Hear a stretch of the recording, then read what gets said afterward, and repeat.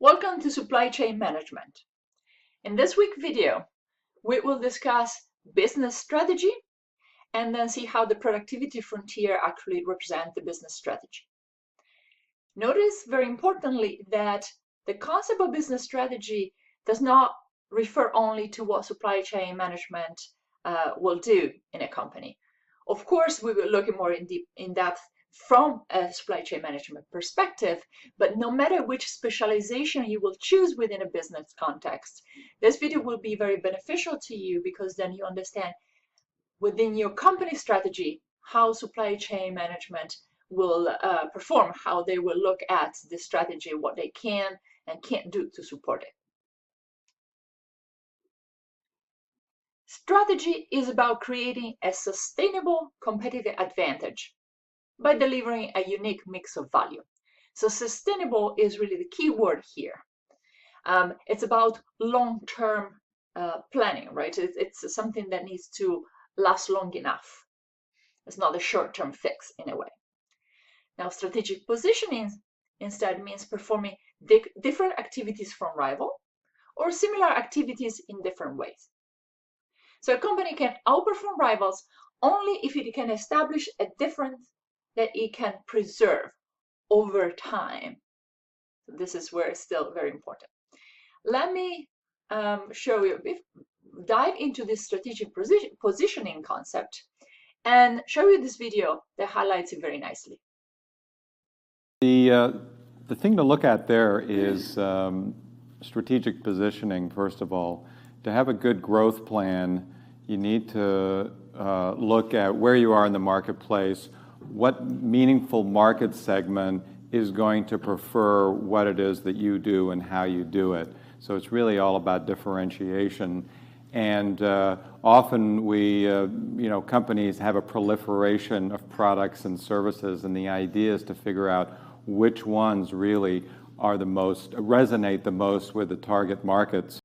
Now that we have clarified the concept of strategy and strategic positioning, let's see how this translates into what supply chain management can do. And here we're moving over to operational effectiveness, which means performing similar activities better than your rivals. And it is not the same as strategy, as these short videos clearly highlight. So a lot of people think strategy has to do with being faster, cheaper, and that's what we call operational effectiveness. That's that box on the left. It's sort of doing things extremely well. And that's the minimum entry point. You actually have to do things very well. But if you think your strategy is having a lower price point, the bad news is somebody else is going to get to that price point, or maybe many, now that we have a global economy. So a low price point is not a sustainable, unique position. We want to figure out something that's very unique and very sustainable. So you've got to be very, very good at all the elements, and that's called operational effectiveness. So it's about doing the same things that your competitor does, but maybe doing them better than they do.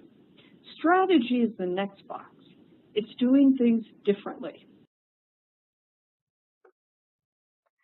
So one way of describing operational effectiveness and its difference with strategy is through the productivity frontier from Porter. Now, this is a very, very good, interesting diagram, and so but it's not necessarily easy to read. So let me explain this to you. Let's look at an example, like how to reduce defects in product or developing better products faster. So what does it mean when you're looking at this in this context of the productivity frontier? So in this graph, what we are depicting is at everything underneath this productivity frontier, so this curved line, right? Here, underneath here, we are representing all existing activities in the world. So anything that any company has been able to do, they are represented this graph here. And this graph, you see how on the y-axis, it shows the non-price buyer value delivered. Now, this is a mouthful. All that it really tries to say here is that the y-axis represents what the customers, how much the customer value a certain product or an activity.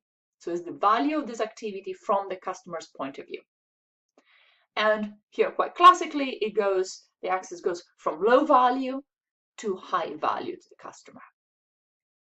Differently, here it's a bit tricky, on the bottom part, there is the relative cost position.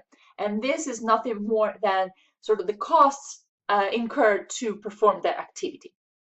What is challenging here to remember is that this axis actually goes from high cost to the left to low cost to the right. So that is slightly counterintuitive.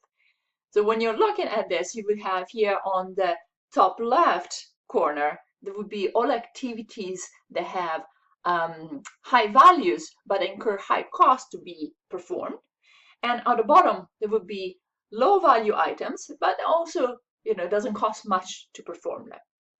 And in between, of course, we have all possible ranges of everything that is existing as of today. Let's look at some examples. What does it mean if a company performs an activity that is right here on the productivity frontier? What this means is this activity is being performed as best practice. So there's no one in the world can perform this activity better than this company. This is performing activity in the most effective way known to date. Therefore, if a company instead performs a similar activity, which falls inside the productivity frontier, obviously is not performing it optimally. There is someone out there that is performing this activity better than they do. Now you can see how, as a competitive advantage and a sustainable competitive advantage, this company is not in great shape because there is someone who's doing it better than them. One more interesting case is what happens if we were here, outside of the productivity frontier. So in this situation, it means that we are performing an activity at a lower cost than it's ever performed before, or with the same cost but at a higher value than it has ever been before. Now this, by definition, it is not possible because the productivity frontier has to include all existing activities as of today, which means that any new technology or technological advantage or new processes that improve whatever activity made to date will actually push outward the frontier. So this frontier over time expands, continuously expands every time that a new product or new activity has been created that allow for producing at a higher value or a lower cost. So in this video, we talked about business strategy and productivity frontier, and the knowledge check that I'm leaving you with is about determining which of the firms, so using the graph firms A, B, or C, would fit best with this sixth description to the right. So for each of the six description, decide if it would be A, B, or C.